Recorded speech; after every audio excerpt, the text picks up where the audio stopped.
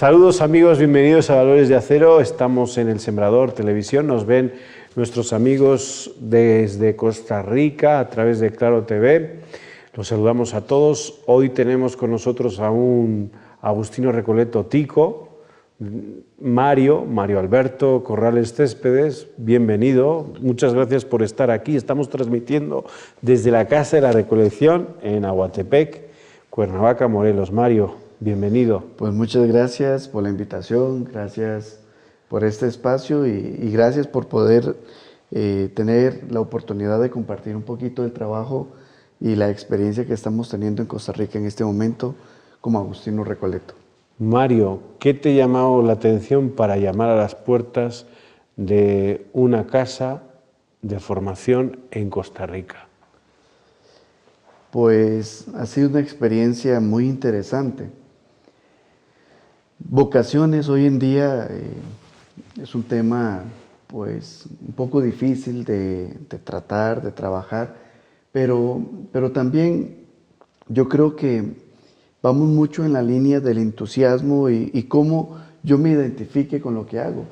Yo creo que cuando uno realmente ama, cuando uno realmente está orgulloso de aquello que uno hace y uno es feliz con aquello que uno vive, tiene la oportunidad de intentar transmitir eso a otras personas para que justamente tengan la capacidad de vivirlo y poderlo experimentar, toda esa riqueza, en este caso lo que representa la vida consagrada a Agustino Recoleto. ¿Y tú por qué llamaste? Pues a la puerta de la Casa de la Formación. Fue algo muy interesante porque desde pequeño yo tenía la inquietud de servir a la iglesia. Ahora, la dificultad que encontraba es que soy prácticamente hijo único de matrimonio, entonces esas cositas del hijo único que es sobreprotegido, que papá, que mamá y todo ese montón de cosas me hacían pensar y muchas veces me daba miedo. ¿Será que soy capaz de cambiar, por ejemplo, el yo por el nosotros, por colocar un ejemplo? Y fue toda una experiencia bastante interesante porque al final me fui acoplando bastante bien, fui dejando muchas cositas, renunciando a muchas cositas que son parte también del proceso que uno realiza y poder llegar a ser lo que soy hoy, ¿no? La Iglesia de Costa Rica ha vivido un proceso de purificación y de conversión, como nos dice el documento de Aparecida e incluso el Evangelio de la Alegría, ¿no? La alegría del Evangelio. A ver, ¿cómo los católicos de Costa Rica han vivido este proceso de conversión, este proceso de purificación, y cómo se han apoyado unos y otros para que al final salga el Evangelio a la luz y no las opiniones y los juicios personales? Pues mira, Fray, es interesante porque Costa Rica es un país confesional, todavía hoy en el siglo XXI es un país que profesa la fe católica, el Estado, donde la Iglesia pues tiene, digamos que un poder especial y un reconocimiento.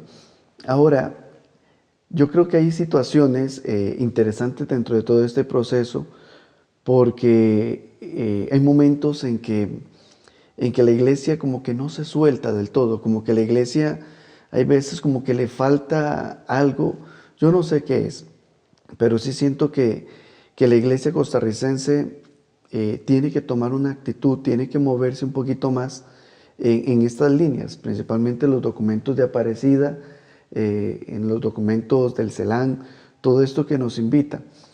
Se ha hecho un trabajo bien interesante. Tenemos que reconocer que prácticamente el 83% de la población costarricense es católica. Ahora, el trabajo de evangelización todavía es una cuestión muy importante y creo a mi juicio que todavía tenemos que mejorar muchas cositas más. Ahora, tenemos yo creo que una muy buena organización, casi todo el país tiene la experiencia de poder tener ese contacto de fe por medio de las celebraciones, por medio del mensaje de los ministros consagrados en este caso, como los sacerdotes, religiosos, religiosas, que están a tiempo completo. Entonces se ha logrado llevar a rincones del país. Pero sí hay situaciones que creo que se deben de trabajar más, que se deben de mejorar, y principalmente en la línea del compromiso. Hoy en día el cristiano católico yo creo que vive un periodo, una experiencia de fe light, donde yo vivo aquello que me conviene y aquello que no me conviene, pues lo voy dejando de lado. Y yo creo que tenemos que enfocarnos un poquito más en esa situación. No podemos ser cristianos a medias. Tenemos que ser cristianos que asumamos, que vivamos y que principalmente seamos conscientes de aquello que somos. Entonces, tener un compromiso no solamente con la iglesia, sino con todo lo que deriva de ella, un compromiso con mis hermanos, aquellos principalmente que más sufren, estar ahí apoyando, animando, no sé. Yo creo que es un tema un poquito amplio y que todavía se puede mejorar y mucho más. Se puede mejorar todo este tema. A ver, Mario, ¿tú cómo trabajas con los jóvenes en un momento en donde dices que hay buena organización dentro de la Iglesia de Costa Rica? Ha habido un periodo de crisis, se está levantando, y que tú que acompañas a los jóvenes, sobre todo jóvenes que como tú han estado inquietos y han llamado a una casa de formación, ¿cómo ves que están viviendo este proceso de cambio eclesial?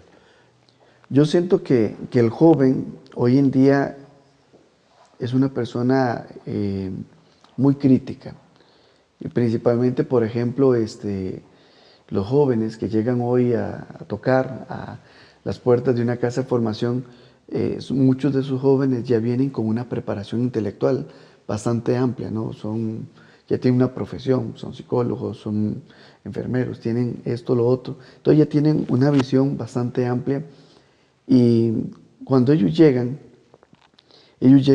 sedientos de hacer algo diferente, algo que rompa tal vez con lo rutinario, y es ahí donde ellos ven el trabajo de la iglesia, principalmente el trabajo social, como algo muy interesante. Por ejemplo, es interesante ver también la cantidad de jóvenes que muchas veces llegan a nosotros porque se han identificado con San Agustín, la vida de San Agustín, todo lo que él vivió, todo lo que él pasó, el proceso de conversión, y cómo en determinado momento de la vida, de su historia, se encuentra con Dios y Dios le cambia todo, ¿no? Y muchos de esos jóvenes viven esa experiencia, entonces los lleva a tocar la puerta y a conocer más para poder tener tal vez una entrega, poder vivir una experiencia, digamos, que radical en su vida. Cortar tal vez con lo que el mundo ofrece, con toda esa situación del consumismo principalmente que vivimos hoy, que es ese bombardeo continuo. El joven muchas veces hace un alto en su vida y se da cuenta de que ese no es el camino, que hay algo más. ¿Qué te llamó más a ti la atención de San Agustín? De la vida de San Agustín, ¿qué te llamó la atención? Lo que me llama la atención de San Agustín es cómo, a pesar de que él intenta ignorar a Dios, cómo él intenta zafarse y darle principalmente más fuerza a esas voces de afuera, esas voces del mundo, toda esa situación, cómo al final Dios utiliza de sus técnicas y cómo al final lo llega a él, ¿no? Entonces yo creo que el Señor tiene justamente eso. Él espera, Él nos da la libertad, pero también llega el momento en que nos vamos dando cuenta qué es lo que realmente nos hace felices, que fue justamente lo que San Agustín descubrió. Tú que estás en contacto con los jóvenes, dos aspectos que ves que a los jóvenes les llama la atención de la vida de San Agustín. Bueno, hoy en día una de las situaciones que yo creo que es inevitable tocar, por ejemplo, el tema de la sexualidad. Es un tema que está hoy en día, digamos así, como a flor de piel, y que con toda esta libertad que muchas veces se intenta vivir o que se exige, muchos jóvenes viven ese proceso de conversión, o digamos que ese proceso de ver la sexualidad como don. De purificar todas esas ideas e intenciones justamente en la cuestión de la sexualidad. ¿Y el otro aspecto cuál? Y el otro aspecto es justamente que muchas veces Dios lo vemos como algo anticuado, como algo que ya pasa, que ya no está en moda. Y sin embargo nos damos cuenta, o muchas veces los jóvenes se dan cuenta, de que Dios no ha pasado, Dios es presente y que su mensaje todavía tiene mucho a decirnos, tiene mucho a ver con nosotros, a pesar de que estemos en el siglo XXI y que estos personajes, principalmente San Agustín, sea del 300 y poco, ¿no?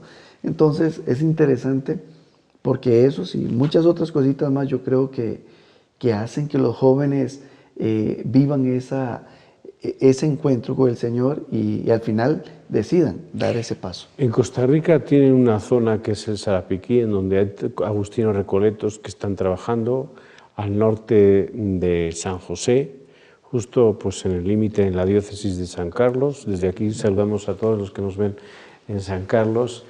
Están en Sarapiquí y también en Cartago pues está la ciudad de los niños. ¿Estos ministerios sociales les llama la atención a los jóvenes de Costa Rica? ¿Saben realmente quiénes están ahí? Y ustedes, o tú en primer lugar, como encargado juvenil de vocaciones, les vas pues dirigiendo hacia estos ministerios sociales para que allí descubran a Jesús también entre los pobres y necesitados. Fray, es interesante cómo, por ejemplo, el joven, cuando llegan, por ejemplo, periodos o momentos en que se promueve digamos que una misión, una experiencia de ir al Sarapiquí, de entrar a los pueblos, principalmente bajar por el río Sarapiquí, tal vez llegar hasta la frontera Costa Rica-Nicaragua, ver ese pueblo, conocer esas personas, ver la realidad de ellos, que es una realidad muy difícil, cómo el joven se hace tantas preguntas, ¿no? Porque justamente la fe de ellos, la persistencia de ellos, la lucha de ellos, pero ellos mantienen una fe muy fuerte. Y eso pues a muchos jóvenes hoy en día les gusta tener esa experiencia porque para ellos los lleva principalmente a una confrontación interna. Entonces es importante. Ahora, lo que pasa es que muchas veces de estas realidades no son tan conocidas. Por ejemplo, la Ciudad de los Niños es todo un ministerio que tiene una riqueza increíble, principalmente con los jóvenes, adolescentes que están ahí, pero tal vez no son tan conocidos. Ok, porque el trabajo también de los sociales se hace como hormiguita, callado y con amor, ¿no? Ahora lo vamos a seguir hablando, estamos con Fray Mario Alberto Corrales Céspedes, es el encargado de la pastoral juvenil, el responsable de la pastoral juvenil y vocacional en Costa Rica. Está preparada Gaby Ríos para las 5 noticias más importantes de la Iglesia Católica y de los Agustinos Recoletos. Vamos con ella y enseguida volvemos aquí a Valores de Acero.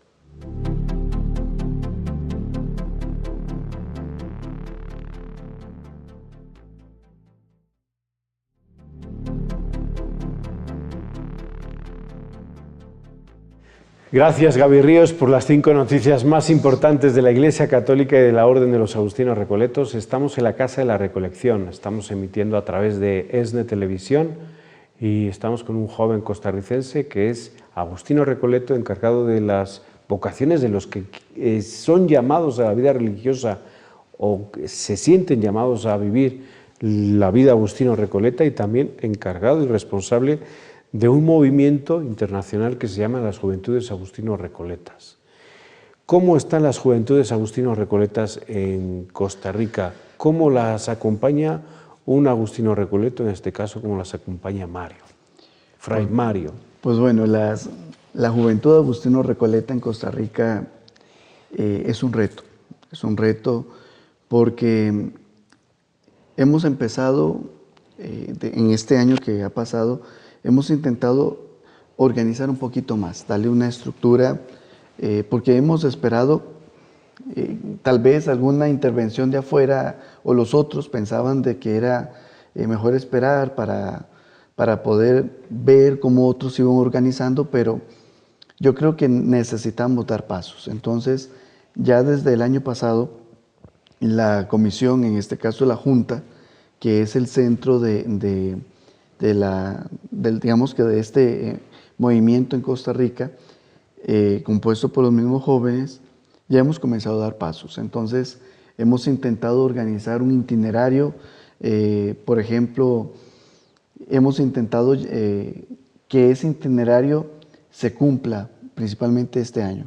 ¿Qué tiene el itinerario? El itinerario, por ejemplo, lo que hemos intentado hacer es organizarnos de una manera en que podamos trabajar temas, tanto nuestros, desde la visión Agustino Recoleta, pero también temas de la iglesia local. ¿Qué temas?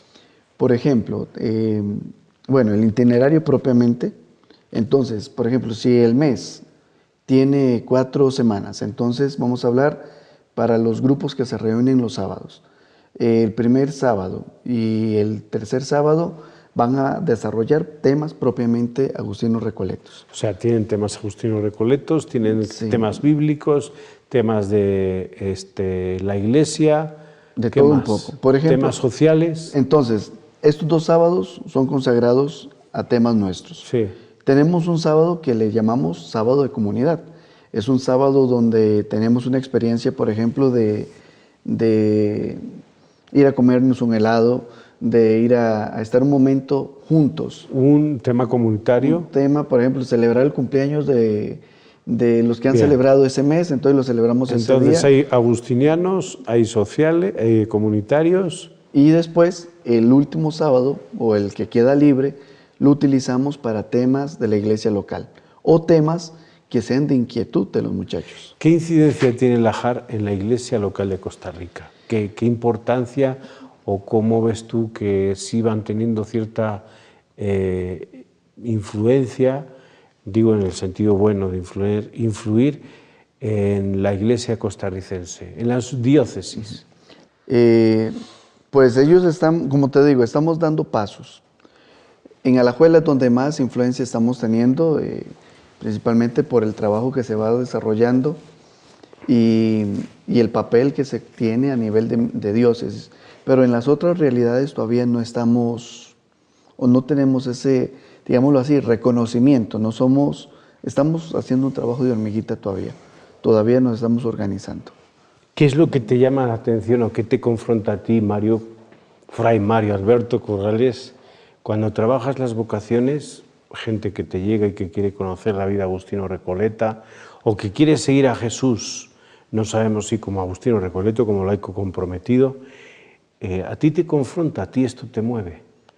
¿O te mueves como una máquina? Mira, pues tienes que hacer esto, tienes que aplicar estas preguntas, o realmente tú tienes una reflexión por dentro en donde, pues oye, Dios me está llamando a esto en este momento.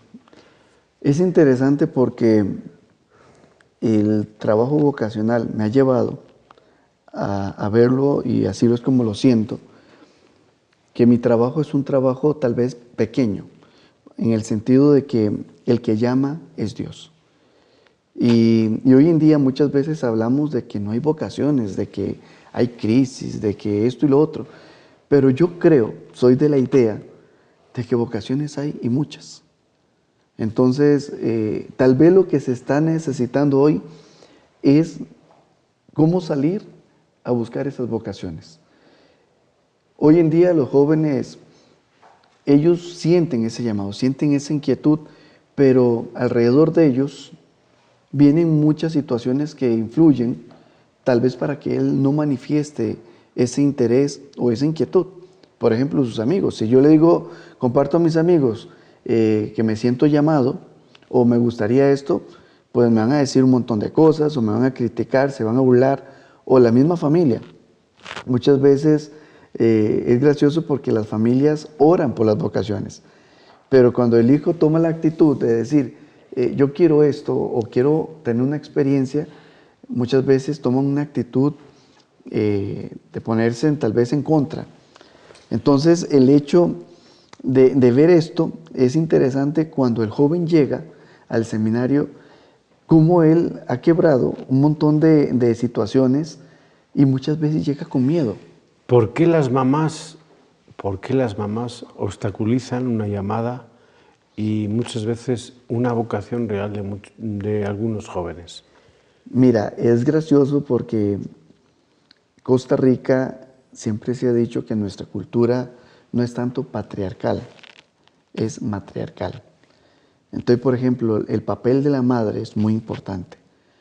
De hecho, es muy poco común ver ticos fuera de Costa Rica. Es gracioso porque nos cuesta mucho y principalmente por la influencia de la mamá. La mamá, ella como que tiene ese dominio dentro de la familia. Entonces, la mamá es un punto importante en el desarrollo de la vocación de su hijo, porque si la mamá lo apoya, pues se facilita todo, igual el papá. Pero si ya hay algún obstáculo, eso hace que el joven tenga sus... Esto te obstaculiza, a ti se te hace difícil a veces trabajar con los jóvenes y ver cómo las mamás pues impiden que los hijos y los jóvenes mismos sean libres.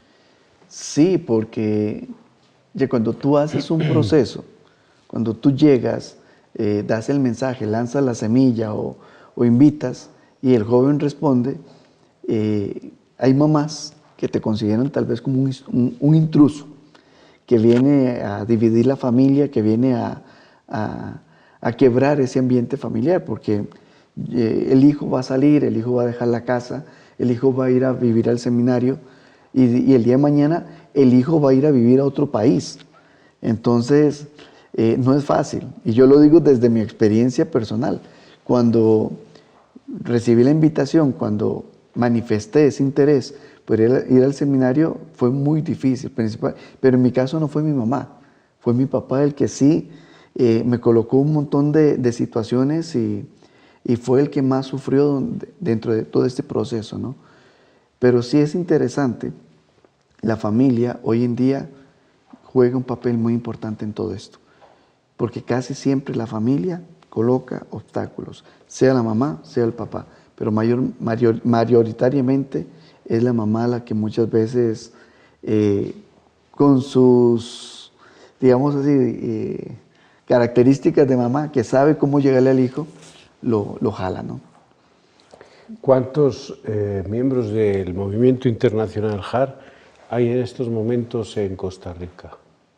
¿Qué comunidades, dónde hay comunidades JAR? Para los que nos están viendo en Costa Rica, ¿a dónde se pueden acercar y qué es lo que hacen? Bueno, tenemos, vamos a iniciar por el Carmen de Alajuela.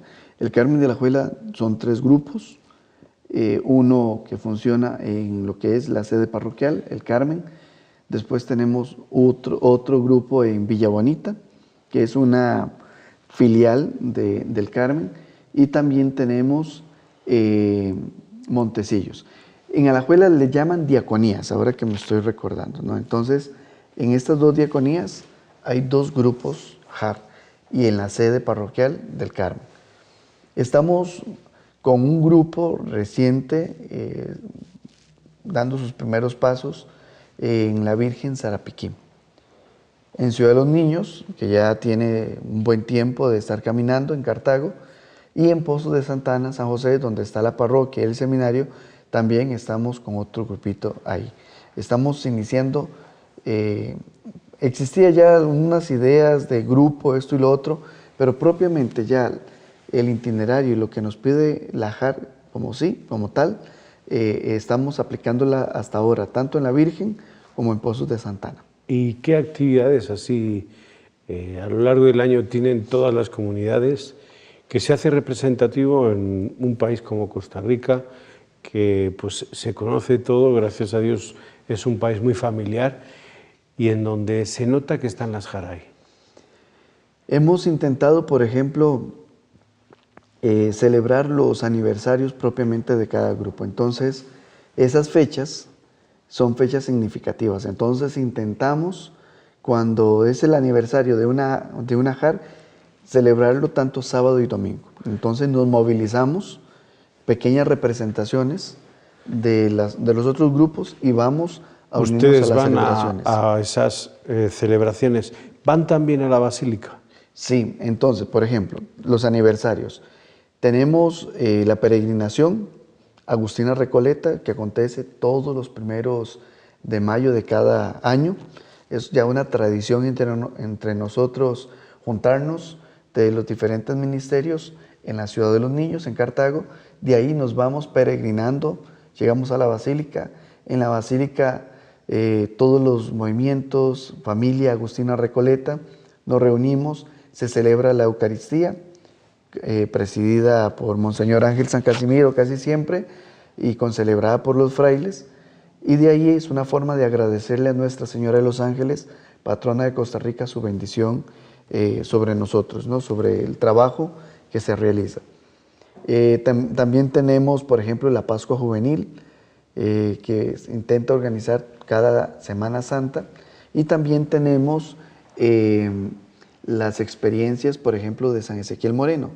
Dentro de lo que es el novenario a San Ezequiel Moreno, hay un fin de semana exclusivo para la JAR. Entonces, ahí sí nos hacemos conocer, por así decir, porque hacemos una mega celebración en el gimnasio del seminario e invitamos a todos los grupos de la pastoral juvenil que están en nuestro sector, ¿no? Alrededor del Muy seminario. bien, pues muchísimas gracias, Fray Mario Alberto Corrales Céspedes, desde Costa Rica.